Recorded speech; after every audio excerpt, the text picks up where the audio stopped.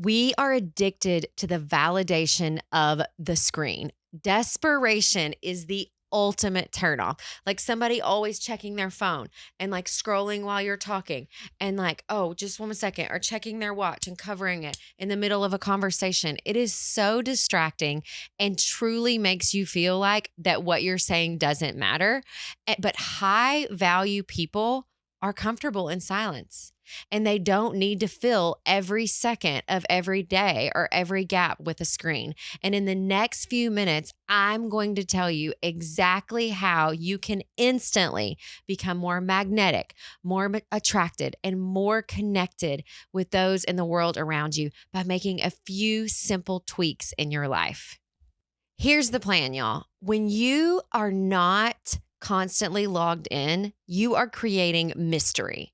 You don't have to post every meal. You don't have to post every thought. It leaves people wondering, and wonder creates desire. It is innate in us. And treating your time as like a non-renewable resource, because literally the only thing we're given at birth is a death sentence. I know that sounds like morbid, but like we're all going to die. So time is literally running out. So if it is your only like non-renewable resource, if you value your time like that, you don't have to give it to the algorithm. And when you protect your time, others respect it and you more. And here's how you do that. Ghost mode. Okay, you go ghost mode, whether it's just like a window every day, 8 p.m. to 8 a.m., or maybe it's on the weekends, or maybe it's in your mornings, but you have a non-connected time to the digital world. And then when you're with other humans, you literally put your phone down and make eye contact. I went to Colorado Springs recently to a really high-end conference for one of the industries that I work in, and everyone there looked me in the eye when they were talking to me and made me realize how much of my everyday life people are not looking me in the eye. People weren't checking their phones. People were not distracted and disconnected. They were paying attention, looking each other in the eye like they genuinely, truly cared about what they were about to say. And it is almost a lost art right now that you get undivided attention. And that undivided attention leads to direct magnetism, and magnetism leads to attractiveness. And so I'm not just talking about being beautiful or buying another lip gloss or getting some sort of fancy shoes or spending money, but how to genuinely, don't you love it when I mispronounce words? Genuinely and generally change the way your aura, your vibe, and how you feel in spaces and other people receive you. Because when you put that phone down, that becomes your new superpower. You become the one that's not plugged in all the time. And think about all the things that you're missing in life by always being doing this. How much is going on out here and I'm not seeing because the phone is right here in front of me every time. And then also I think this other thing that it's kind of a pet peeve of mine, but then I started realizing that I think people do it like with good intentions. Like no one's doing it like to intentionally be annoying, but somebody's like, okay, so I've totally missed posting for the last weeks and I'm going to get caught up, or I feel so bad that I haven't updated you guys. Like, don't feel bad. Just show up, just arrive.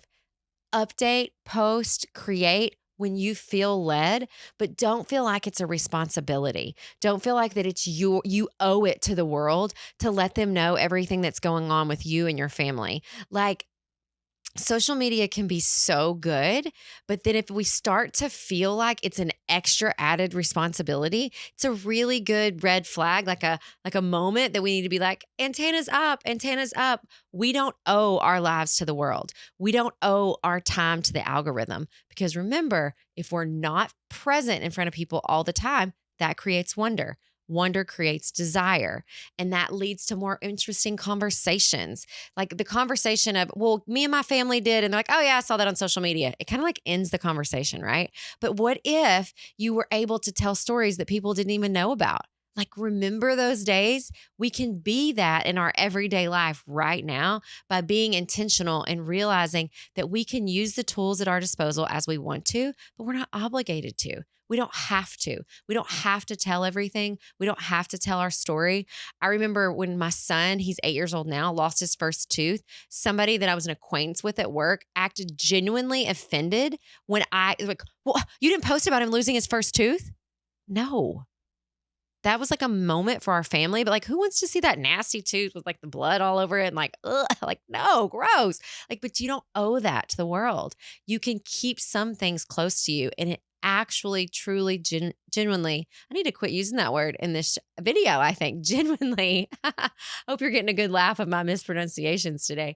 Genuinely have to want to give that out into the world instead of feeling like it's something that's being like pulled from you because you should. Because the more we can get everyone else's should off of us and turn inward and align with who it is that we really want to be, the more we're going to live a happy, joyful, productive life. Because and then the cool thing is after you go ghost mode and you put that phone down and you don't feel like you're posting all the time, when you do log back in and you do post, people notice. Your presence hits harder. They missed you. They want to know what's going on. And it can leave you feeling recharged and excited rather than like drained. Because the truth of the matter is time is really running out, right? To live your actual life, not this life where you're sucked into everyone else's life. Like time is running out to live your life exactly where you are. So it's time to log out, to look up, to be the person that's making eye contact with everyone else,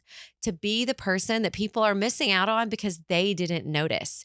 Because you know what? One day, even if you're the only one that noticed, it will matter that you were present and that you showed up. And if you are ready to install this kind of system into your life where you want to be the person that shows up, but you can't figure out how to get all the clutter and the noise out of your head, click my link in the show notes and book a one-on-one call where we can talk about right where you are today. Because Ralph Waldo Emerson said it so well. Our chief want in life is somebody who will make us do what we can.